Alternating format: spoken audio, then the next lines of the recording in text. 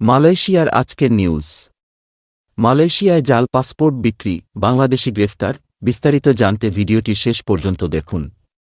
মালয়েশিয়ায় জাল পাসপোর্ট বিক্রির অভিযোগে এক বাংলাদেশি ও এক ফিলিপিনো নারীকে গ্রেফতার করেছে ইমিগ্রেশন বিভাগ। শুক্রবার বিশেষ অভিযানে সেলাঙ্গোর রাজ্যের কাজান থেকে দুইজনকে গ্রেফতার করা হয়। গ্রেফতারদের এই জালিয়াতি চক্রের মূল হোতা হিসেবে মনে করা হচ্ছে। সোমবার এক সংবাদ সম্মেলনে এসব তথ্য জানান দেশটির অভিবাসন বিভাগের মহাপরিচালক রুসলিন জুসোহ। তিনি জানান, সন্দেহভাজন ৩-৮ বছর বয়সী বাংলাদেশি অপু ভাই হিসেবে পরিচিত। তিনি আরও জানান, তারা পাসপোর্টের পুরনো সংস্করণগুলো ব্যবহার করত এই সিন্ডিকেট, যাতে পলিকার্বনেট ব্যবহার হয়নি, ফলে পরিবর্তন করা সহজ। বিদেশি কর্মীদের মেডিকেল পরীক্ষার জন্য জাল বায়োডাটার মাধ্যমে অনুমোদনের সঙ্গেও জড়িত এ চক্রটি।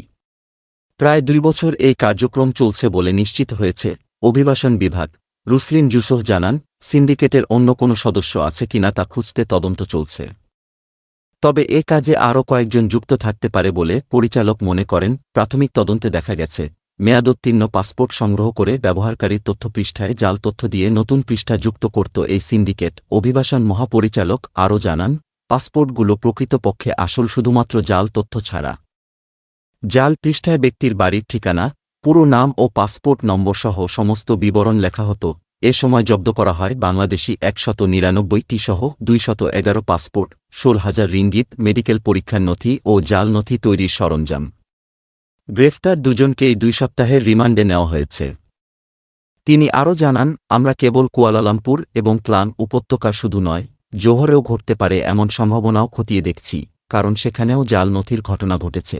রাসলিন বলেন, অভিবাসন আইন ১৯৫৬-৬৩ এর ৬৬D এবং পাসপোর্ট আইন ১৯৬৩ এর ধারা ১২(১) এর অধীনে তদন্তের সুবিধার্থে উভয় সন্দেহভাজনকে পুত্রজায়া ইমিগ্রেশন ডিপোতে ১৪ দিনের রিমান্ডে নেওয়া হয়েছে।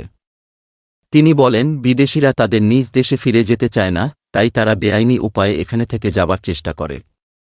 আমরা পাসপোর্ট নথি জাল করার সমস্যা মোকাবেলায় তাদের বিরুদ্ধে লড়াই চালিয়ে যাব।